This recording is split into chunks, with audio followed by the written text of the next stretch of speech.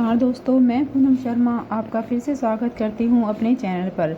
आज मैं आपके सामने सुनाने जा रही हूँ श्रावण माह महात्म्य का 14वां अध्याय। नाग पंचमी व्रत का महात्म्य है इस अध्याय में। तो चलिए सुनाती हूँ मैं आपको। ईश्वर बोले, हे महामुने, श्रावण मास में जो व्रत करने योग्य है वो मैं अब बताऊंगा, आप उसे ध्यान से सुनिए। चतुर्थी तिथि को एक बार भोजन करें और पंचमी को नक भोजन करें। स्वर्ण, चांदी, काष्ठ अथवा मिट्टी का 5 फणों वाला सुंदर नाग बनाकर पंचमी के दिन उस नाग की भक्ति पूर्वक पूजा करनी चाहिए। द्वार के दोनों ओर गोबर से बड़े बड़े नाग बनाएं और दधी, शुभ ध्रुवा, कुरो, कनेर, मालती, चमेली, चंपा के फलों, गंधों, अक्षतों, धूपों तथा मनोहर दीपों से उनकी विधिवत पूजा करें। इसके बाद ब्राह्मणों को घृत, मोदक और खीर का भोजन कराएं। इसके बाद अनंत वासुकी, शेष, पद्मनाभ, कंवल, करकोटक, अश्व, आठवा, धृतराष्ट्र, शंखपाल, कालिय तथा तक्षक, इन सब नाग कुल के अधिपतियों को तथा इनकी माता कद्रु को भी हल्दी और चंदन से दीवार पर लिखकर फूलों आदि से इनकी पूजा करें। इसके बाद बुद्धिमान को चाहिए कि वामी में प्रत्यक्ष नागों की पूजन करें और उन्हें दूध पिलाएं। घृत और शर्करा मिश्रित पर्याप्त दूध उन्हें अर्पित करें। इस दिन व्यक्ति लोह के पात्र में पूड़ी आदि ना बनाए। नैवेद्य के लिए गोधूम का पायस भक्ति पूर्वक अर्पण करें। भुने हुए चने, धान का लावा तथा जौ सर्पों को अर्पित करना चाहिए। स्वयं भी उन्हें ग्रहण करना चाहिए। बच्चों को भी यही खिलाना चाहिए, इससे उनके दांत मजबूत होते हैं। सांप की बाम्बी के पास श्रृंगार युक्त स्त्रियों को गायन तथा वादन करना चाहिए और इस दिन भी उत्सव की तरह इसे मनाना चाहिए। इस विधि से व्रत करने पर सर्प से कभी भी भय नहीं होता। हे विप्र, मैं लोगों के हित की कामना से आपसे कुछ और भी कहूँगा। हे महामुने, आप सुनिए। हे वत्स, नाग के द्वारा डसा गया मनुष्य मरने के बाद अधोगति को प्राप्त होता है और अधोगति में पहुंचकर वह तामसी सर्प होता है।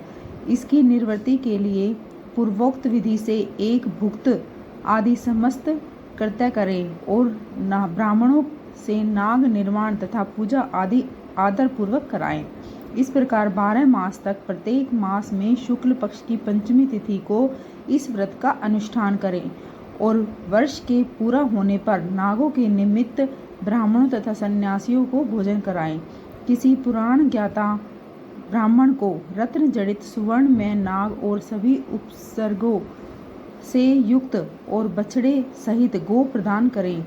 दान के समय सर्वव्यापी, सर्वगामी, सब कुछ प्रदान करने वाले अनंत नारायण का स्मरण करते हुए यह कहना चाहिए, हे गोविंद, मेरे कुल में अगर कोई व्यक्ति सर्पदंश से अधोगति को प्राप्त हुए हैं तो वे मेरे द्वारा किए गए व्रत और दान से मुक्त हो जाएं। ऐसा उच्चारण करके अक्षत युक्त तथा श्वेत चंदन मिश्रित जल वासुक देव के समक्ष भक्ति पूर्वक जल में छोड़ दें। हे मुनि सत्तम, इस विधि से व्रत करने पर उसके कुल में जो भी लोग सर्प के काटने से भविष्य में मृत्यु को प्राप्त होंगे या पूर्व में मर चुके होंगे, वे सब स्वर्ग गति प्राप्त करेंगे। साथ ही हे कुलनंदन, इस विधि से व्रत करने वाला अपने सभी वंशजों का उद्धार करके अप्सराओं के द्वारा सेवित होता है और शिव सानिध्य प्राप्त करता है। जो मनुष्य वित्त शाठ्य से रहित होता है वही इस व्रत का संपूर्ण फल प्राप्त करता है। जो लोग शुक्ल पक्ष की सभी पंचमी तिथि में नक्त व्रत करके भक्ति संपन्न होकर पुष्प आदि उपहारों से सौभाग्यशाली नागों का पूजन करते हैं, उनके घरों में मणियों की किरणों से विभूषित अंगों वाले सर्प उन्हें अभय देने वाले होते हैं और उनके ऊपर प्रसन्न रहते हैं। जो ब्राह्मण ग्रह दान का प्रतिग्रह करते हैं वे भी घोर यातना भोगकर अंत में सर्प योनि को प्राप्त होते हैं। हे मुनि सत्तम, जो कोई मनुष्य नाग हत्या के द्वारा इस लोक में मृत संतानों वाले अथवा पुत्रहीन होते हैं और जो कोई मनुष्य स्त्रियों के प्रति कार्पण्य के कारण सर्प योनि में जाते हैं, कुछ लोग धरोहर रखकर उसे स्वयं ग्रहण कर लेते हैं। अथवा मिथ्या भाषण के कारण सर्प होते हैं अथवा अन्य कारणों से भी जो मनुष्य सर्प योनि में जाते हैं, उन सभी के प्रायश्चित के लिए यह उत्तम उपाय है। यदि कोई मनुष्य वित्त शाठ्य से रहित होकर नाग पंचमी का व्रत करता है तो उसके कल्याण के लिए सभी नागों के अधिपति शेष नाग तथा वासुकी हाथ जोड़कर प्रभु हरि से तथा सदा शिव से प्रार्थना करते हैं। तब शेष और वासुकी की प्रार्थना से प्रसन्न हुए परमेश्वर शिव तथा विष्णु उस व्यक्ति के सभी मनोरथ पूर्ण कर देते हैं।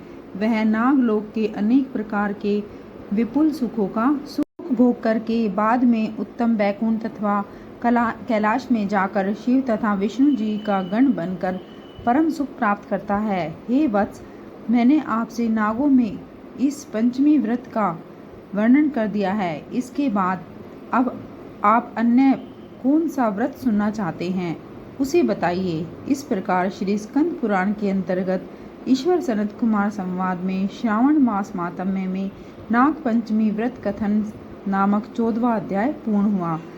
अगर आपको वीडियो अच्छी लगी है तो वीडियो को लाइक करें, शेयर करें, कमेंट करें। और अगर आपको और भी आगे के अध्याय जानने हैं, सुनने हैं तो बने रहिए मेरे चैनल पर। इसी तरह से मिलते हैं आपसे नेक्स्ट अध्याय में। तब तक के लिए हर हर महादेव।